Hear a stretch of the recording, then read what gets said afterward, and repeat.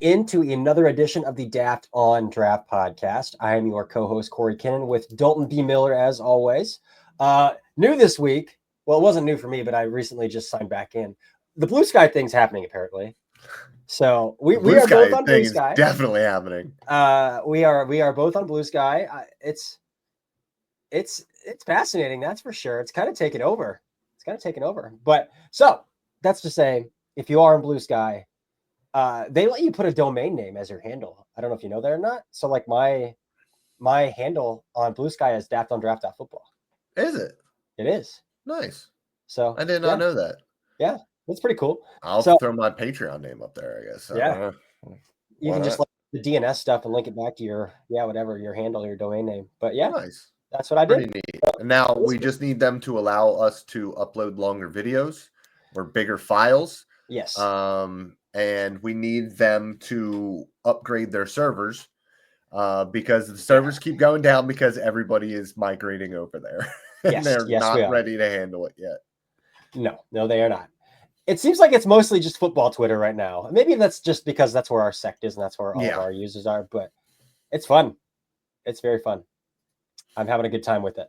So it's fun to get notifications on a new app and like to get a huge influx of like new followers all of a sudden, because that's just like not stuff that happens on Twitter anymore. Anyways, let's get into this college football slate a little bit. Let's get into the college football playoffs, the bracket, the rankings for that right now.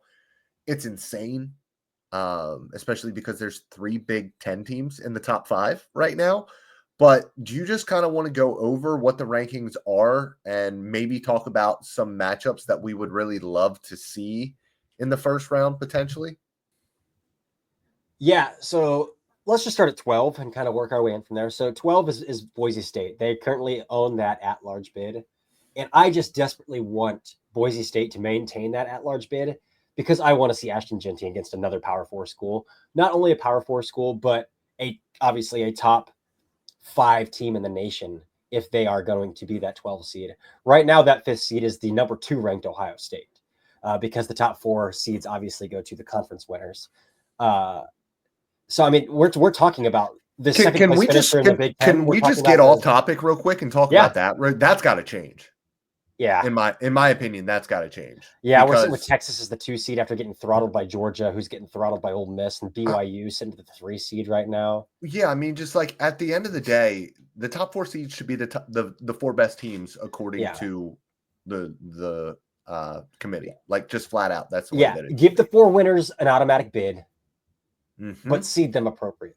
Yes. I agree with that as well. I think they'll change. I think they'll change that. I do. Right, because we're sitting like. This is getting off topic a little bit and moving up to a ranking, but like we're sitting with BYU as a 3 seed. We're talking about Penn State or Ole Miss potentially having a pretty easy ride to the semifinals. Yeah. Yeah. If we don't believe in BYU, but we really Big don't. 12 is big football, as Dalton always says. So, or we're talking about Colorado sitting at that 3 seed, like is what we kind of think is kind of the trend we're seeing right now because Colorado's playing some really freaking good football right now on both sides of the ball. Maybe better on the defensive side of the ball. But yeah, speaking of that 12 seed, man, seeing Ashton Jeanty with just one more game. It would be really funny though if Oregon didn't win the Big Ten somehow. Like if Ohio State, Oregon rematched the Big Ten title and he just played Oregon again and had 2 P4 games against Oregon. Yeah, that would be phenomenal. Just for comedy timing and comedic timing, but. Again, even a second game against Oregon is still a second P4 opponent on his resume this year. So that's what I'm most looking forward to in that game. Again, potentially what we were talking about with BYU in the 12 seed there. And Georgia missing the playoff would be unbelievable, insane. Yeah, I mean, but if they lose to Tennessee this week, it's game over for them. But the fall off, and I'm sure we'll talk about it ad nauseum throughout the entire offseason, but the fall off of Carson Beck, that offense is tough to watch. Very tough. And again, not only the fall off of Carson Beck, and this might contribute to the fall off of Carson Beck, but that is what they're fielding right now is probably the worst set of offensive linemen and the worst set of skill position players I've ever seen. Not ever, but like in recent memory that Georgia has ever put on the football Yeah. Yep. And I mean, if we want to talk about bad weapons, I mean, we can talk about Ole Miss versus Penn State, because I don't understand. Like, Penn State, they're a good football team, but that offense is not good. It's flat out bad.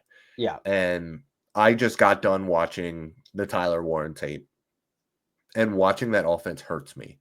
And I think the more that I watched it, the less impressed I became with some of the processing from Drew Aller. And I think overall, the offensive structure, they're trying to do a lot. They're trying to change up formations and do a lot of fun stuff offensively, but they don't have the ability to just, and I hate to say just line up and play football, but like the schematic ability to win in one-on-one situations on the outside. Mm-hmm. They just don't have that. And so what I would love to see is Aller be able to kind of pick apart the middle of the field, because he's got a tight end who can be a weapon in that area of the field. And I think a lot of the times what we're seeing is he's dropping back saying, oh, well, nobody's going to be open, so here I go, throwing it to Nick Singleton over and over again, or Katron Allen over and over again. He just doesn't have, it's a little bit of the a little bit of the like the Daniel Jones thing, where it's just like doesn't have the confidence to stand in there and deliver down the field, on top of, you know, wide receivers not catching the ball, not separating. So I just don't believe in this Penn State offense enough, in an Ole Miss matchup particularly, that they'd be able to keep up with them. This is an interesting question. Even though we're talking about the 11 seed versus the 6 seed, what do you think the line in that game would be? Well, it would be in Happy Valley, so that would definitely help out Penn State. I mean, but I still can't imagine it would be more than 2 points, 3 points, 3.5, which is a toss-up, not given at home field. But I don't even know what they give home field for like college football. So it's a coin flip for sure. Mm-hmm. Yeah. Speaking of another game that would probably be an upset as it sits, as fun as they've been, Indiana sitting at the 7 seed, Alabama as the 10 seed. I mean, even to be having this conversation about Indiana as the 7 seed in the college football playoffs, it's amazing. So much fun, man. I love this. I love this so much. But Alabama sitting as the 10 seed against Indiana. And again, this is going to change quite a bit too, because Texas has to play Texas A&M still. They're sitting at the 2 seed.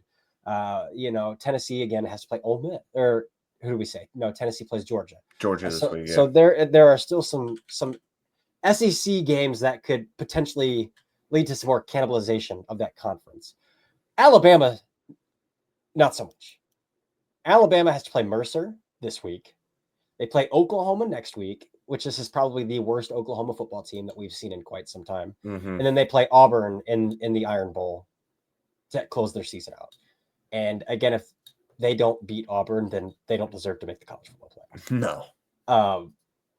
So in all reality, I think Alabama crawls back into the SEC championship game, despite losing to Tennessee, despite getting beat by Vanderbilt. Like, I think they crawl back into the SEC championship game.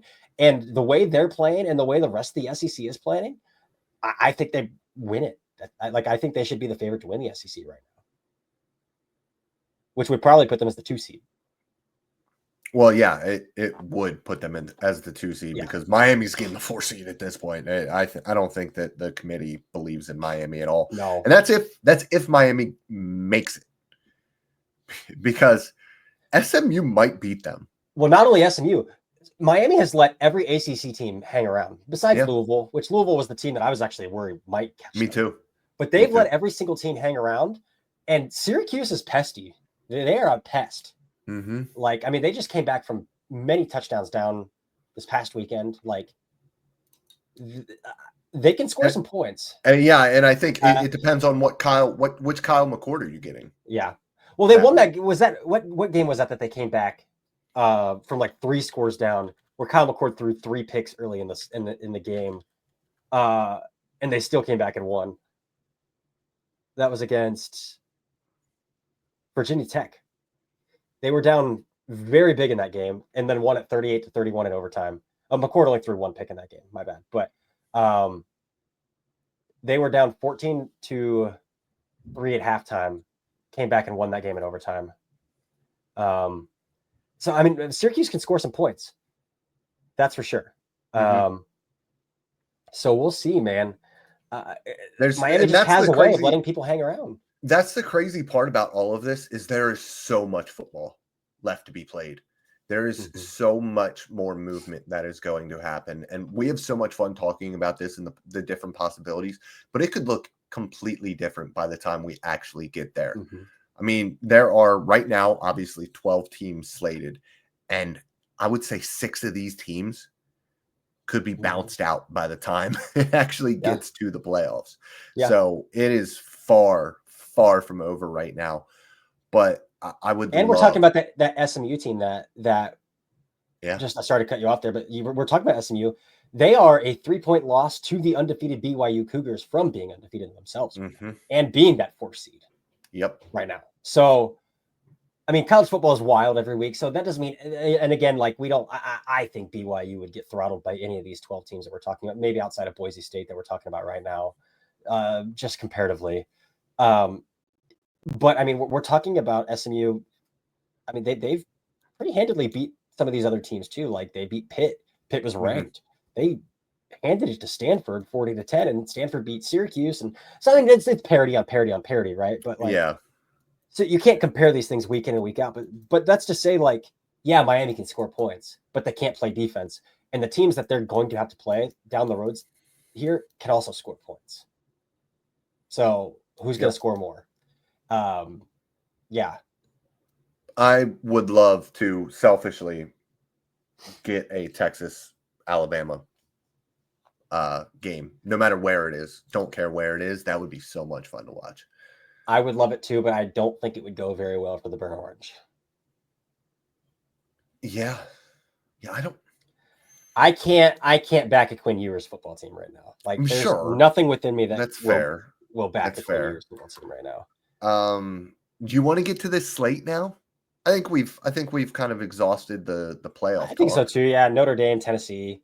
Tennessee again could be the 2 seed. Notre Dame, they're not going to be a top 4 seed because they don't play in a conference. They'll never be a top 4 seed, which is, again, why this top 4 seeding needs to go away, because you're automatically saying the highest Notre Dame can ever be is a 5 seed. So, let's talk about the slate. Again, not a very exciting slate, though. No, but some decent individual matchups that we really want to see this week. I think the big one at the noon time slot here would be Texas left tackle Kelvin Banks against my guy from Arkansas, Landon Jackson, who continues to rack up like 5, 6, 7, 8 pressure games for that team. And Arkansas is not a great football team, and Texas should win this game handily. But Landon Jackson, a guy I don't think he'll sneak into the first round, because I do think there have been enough edge rushers who have kind of elevated their status throughout the year so far, where I think he'll fall a little bit to the wayside, but really, really fun skill set. And against Kelvin Banks, who I think is a really interesting watch, because I sat down and I did his evaluation today. And the way that he doesn't shoot his hands really in pass pro is super interesting to me, because he's not somebody who, for his size, you would really think that he would be an aggressive guy. And against Georgia, he was a lot more aggressive than he was Michigan. And I think a lot of that has to do with, against Michigan, he knew he wasn't going to have to really deal with power, because Stewart just doesn't really have that power aspect to his game. So he kind of caught Stewart all game. And if Stewart wasn't winning with speed, which he wasn't able to, he just wasn't winning in that game. But against Georgia, he had to try to do a little bit more. And Michael Williams got him a couple times. But when you are Michael Williams and you are that level of pass rusher, I don't expect Kelvin Banks to win every single matchup that he has against him. And so when I watched it, I think the feet are a little bit heavy overall. I worry about him a little bit. And that's why somebody who is such a good pure arc rusher like Landon Jackson for me is a really fun matchup because that arc rushing ability or that ability to protect the arc, even though he doesn't do many vertical sets, if any, so does not do a lot of 45-degree sets, he still does a really good job of protecting the arc overall. Now, if you are able to, and this is something Landon Jackson is able to do, is kind of feign inside with a little bit of a Euro step and then get outside, I think that's where you're going to see Kelvin Banks have the issues because he doesn't have the lateral agility, the mirroring ability, the ability to stay in phase with a guy to protect then, because he gave up an insanely tight angle to Michael Williams in that game. And it was because there was that little shimmy, that little Euro step inside, and he wasn't able to keep it out. And he wasn't able to push him up the arc, and he just straight up opened the door for him. So that's what I'm so interested in going forward into the playoffs. Does he have the ability to consistently protect from that arc rush? Because if he doesn't, we are going to be talking about another guard. I know you have him as a guard, and I don't, but it's not over yet. There's a lot of football left to play, and he's going to face some very good competition. Yeah, I would feel a lot more confident if he had like true pass sets on his tape. Yes. And I think Georgia was the only game that like he was legitimately threatened to vertical set or set wide. And it was probably his worst game. And that's where I really struggle. And like he's verified sub 34 inches, which he's at 33 and a half. So like that's negligible, 33 and a quarter, whatever it is. So it's negligible. And I think but it's the his length well. It's the feet for me. Because I really like his hands overall. Yeah. I think his grip strength is phenomenal. His hand placement is phenomenal. Yes. Yeah, I completely agree. When he's frame to frame with somebody, it's over. It's like, and again, the Belichick thing, his lower half, he's got a dumpster, man. Yeah. You are not getting through that guy's chest. No. Which for me is like, then why not just start every snap frame to frame with the man across from you? Like that's where I'm at. That's where I'm at with Kelvin Banks. I get you. Yeah. But so that's a matchup I'm really excited for. That's about it in that game. For sure. And if Landon carries over to the right side at all, we'll see some Cam Williams too, who I'm pretty convinced is going to come out just because he's a freak athlete in a bad class. Like I think that's going to come out. He's going to come out with that. Yeah. So. Jahdae Barron and Armstrong, the wide receiver from Arkansas, maybe. We'll see if they get matched up much. Barron plays on the outside. Armstrong, let's see him carry a couple crossing routes because that's about all Armstrong's got. But he's fast, so let's see Jahdae keep up. What have you watched him at all? Like no, a little bit. I watched him in 2023. I think he's a high IQ player. Barron, he can find the football in the air really, really well. Yeah, I'm really interested to see. Really well. I'm really interested to see if the NFL sees him as an outside corner because that's where he's played this year, or if they see him as a safety nickel hybrid type player. That's how I see him. But I like him at corner too. So like I think that he can survive out there. I like him better when he's able to process information in front of him and not play with his back to the ball.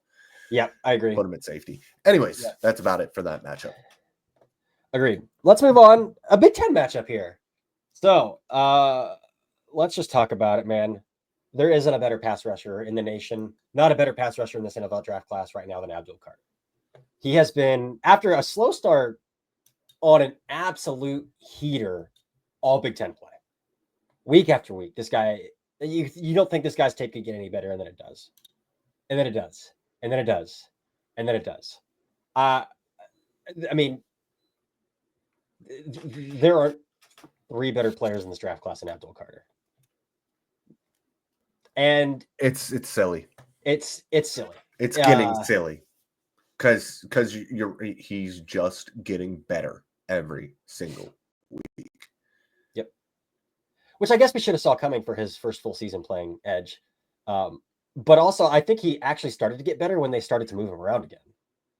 Like I think early in the season they were like, no, we need to make this edge thing work, and then they started putting him like standing up and putting him off ball, and then bringing him up in the A gaps and letting him do what he should be doing. And I think that's when he started to get better. But in this game, One of the more underrated players in the nation in the draft class, a guy that I've pounded the table for months, since May. Purdue right tackle Marcus Mbow in this game. I have a take on Mbow that I sent to you through text message this week off air. I'm excited to see this matchup, but I think Marcus Mbow is a center. Like I think he's a center. I don't know what your takes are on that, but I just think he's one of the better offensive linemen with his hands in this class. He's got a nasty snap trap. His punch, his stab is well timed. It's accurate.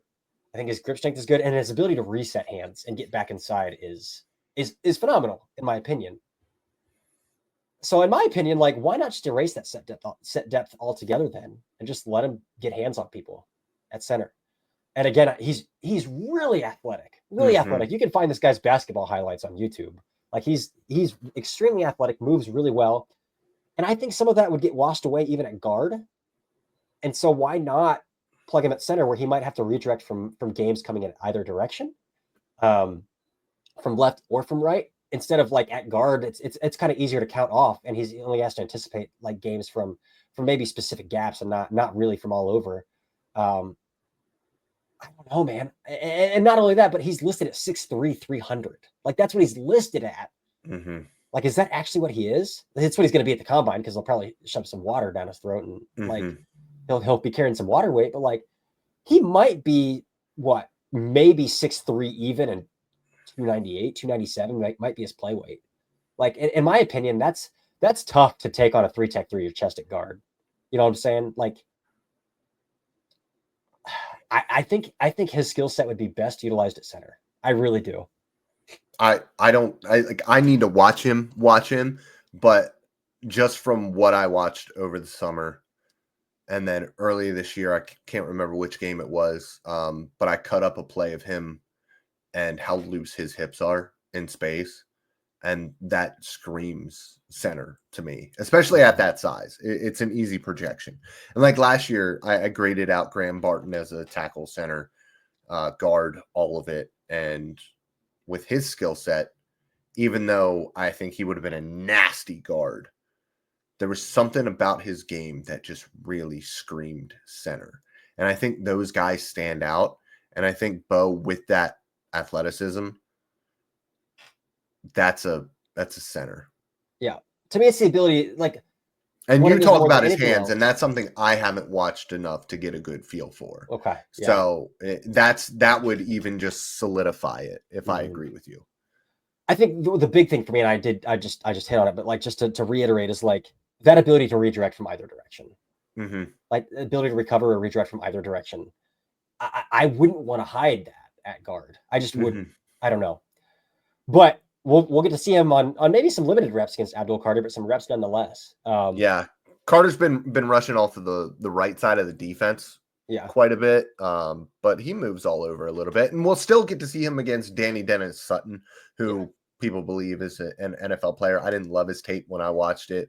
Underclassman still, so he probably goes back, but still an NFL caliber player. So, yeah. That's about it from that Purdue game, because outside of Mbow, that Purdue team's horrific. Yeah. Stanford Louisville. I'm skeptical that Alec Eimner comes out. As a redshirt sophomore with zero production, I highly doubt it. But Dane Brugler's not in his top 50, which is like, oh, maybe he still has NFL buzz, because he is really athletic and he's pretty dense for his size. Like, maybe. But he will be going up against Quincy Riley in this matchup against Louisville. Yeah, and the other thing with him coming out, which is interesting, him coming out or transferring, is like right now he's getting a Stanford education. And like, where are you transferring to? I have to assume that education is important. Yeah. And maybe Stanford was like one of the only teams. I don't know his recruiting situation, but like NIL money is good, but he hasn't really produced. What does that look like? I mean, he's talented enough. I'm sure that these teams understand that and will pursue him. But like, send him to Penn. Send Alec to Penn State this offseason and give Drew Aller somebody to throw the damn football to. Please. Please do that for us this offseason. Stay in school. Go to Penn State. So this would be potentially interesting in that conversation, is that he is a third year. Stanford does have a December graduation, which is always why Stanford can never get player. Well, now that they changed the rules for these all-star games that underclassmen can go, Stanford can never get players into the Senior Bowl because they had December graduation. So none of these guys were graduates by the time that the Senior Bowl was handing out invites. Yeah. But because he is a third year and because they have that December graduation, is he going to graduate this December? Like, is he going to graduate in 3 years? If so, that kind of eliminates half the equation there. True. So that's something interesting. There's absolutely he has no chance of consistently getting the football at Stanford. No, it's awful. It's so hard to watch right now. So for me, I selfishly like the Quincy matchup. Like, I'm going to watch it because it's an NFL player against an NFL player, but you're not going to see targets, not good ones at least. So that's a tough part of the entire season for watching LSU Manor. Yep. Agreed. And then dream about where he might go next year. The last matchup we really have tabbed for this weekend, again, looking at the Tennessee-Georgia game, even though it's a big game, SEC game, 2 ranked opponents, there's not really a head-to-head to talk about in that game. 2 more games. We have that game and we have South Carolina. Yeah, that's what I was going to talk about because we don't have a matchup tab for this Tennessee game versus Georgia.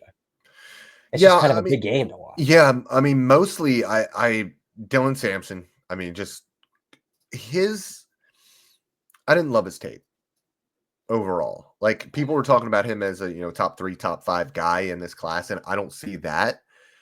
But what I will say about him, and it's a very tough evaluation because of that offense, although I will say they are running a lot more like 12 personnel and bringing guys inside to block, but they still have a lot of really light boxes.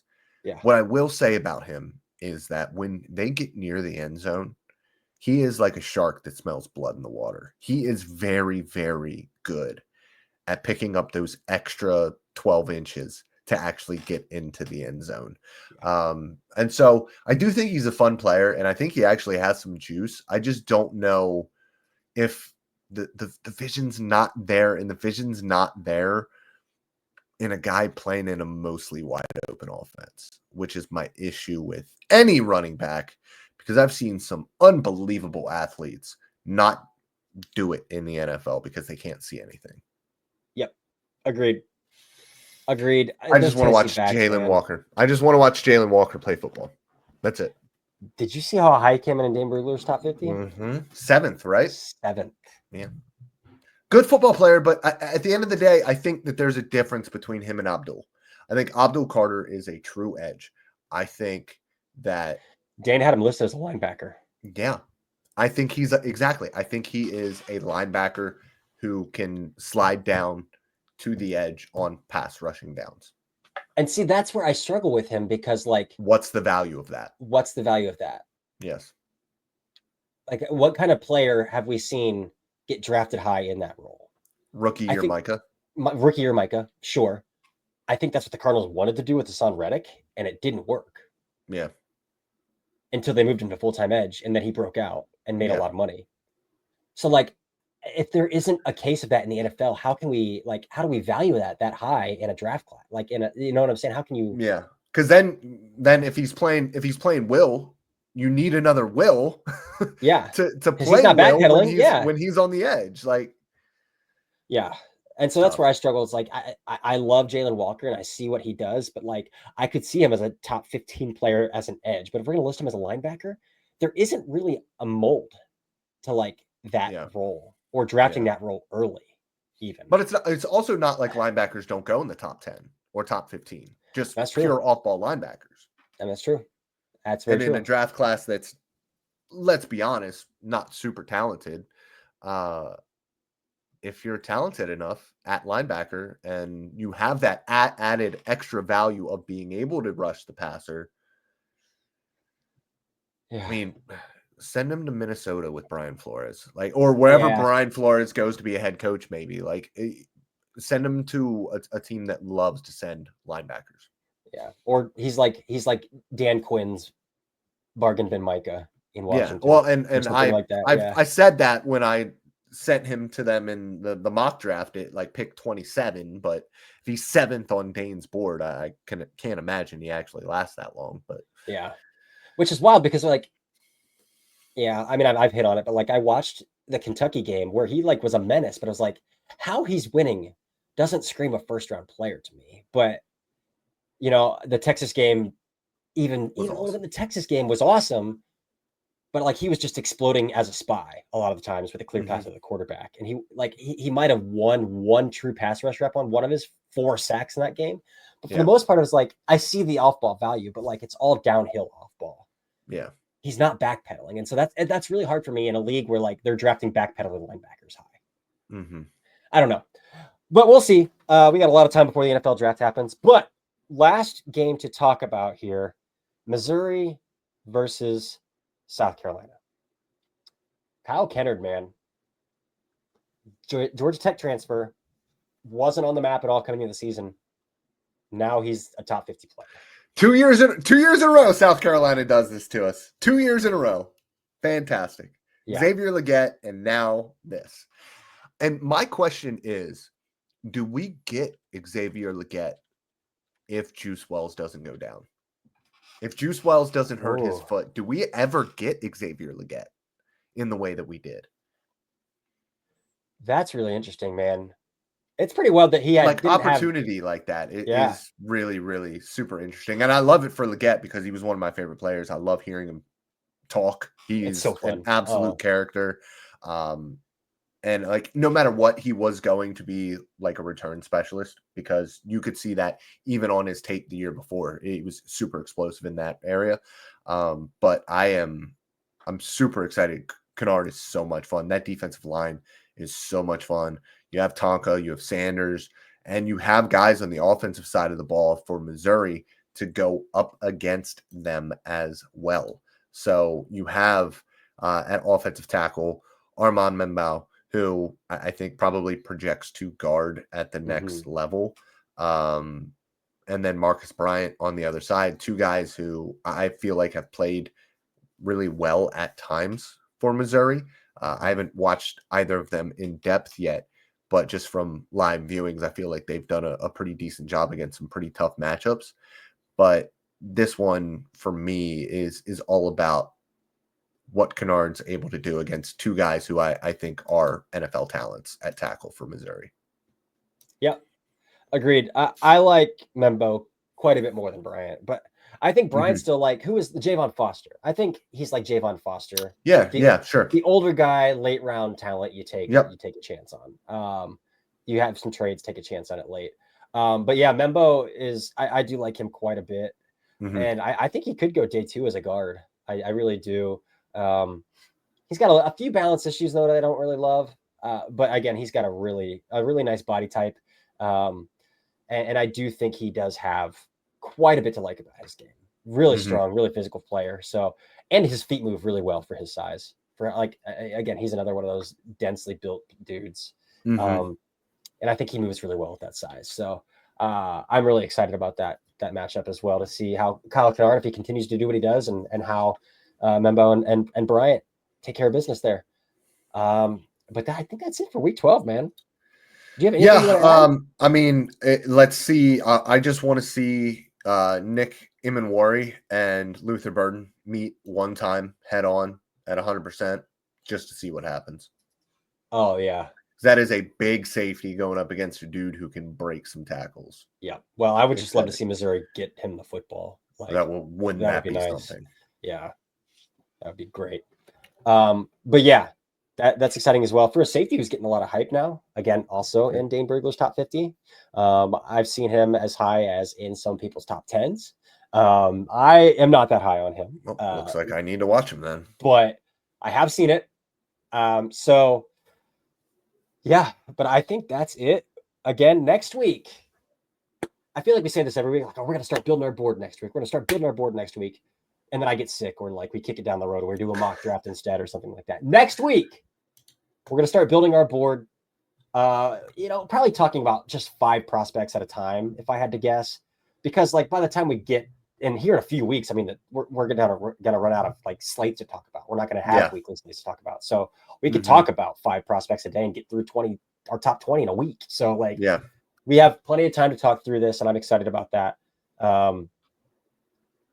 We are hitting the home stretch here on the Daft on Draft podcast for the 2025 NFL draft, and then we can start doing some positional rankings and all sorts of stuff like that. So just very excited. This has been just a little moment for me here. This has been a dream of mine to kind of get this thing off the ground, the podcast, the site, deciding to finally go independent, and it's coming to fruition here. So this is fun for me. It's what we like to hear. Follow us over on Blue Sky. Follow us on Twitter, X, whatever you want to call it. Go to Daft on Draft. Follow that. Get subscribed and get your email notifications for everything. Go to my Patreon. Get the tape so you can see what we are seeing as well. And check out Pro Football Network, because I'm doing some writing over there whenever they tell me to do some writing over there. Love it. That's it. We'll be back on Tuesday to break down what happened over the weekend. But for now, I'm Corey. That's Dalton. This has been the Daft on Draft podcast.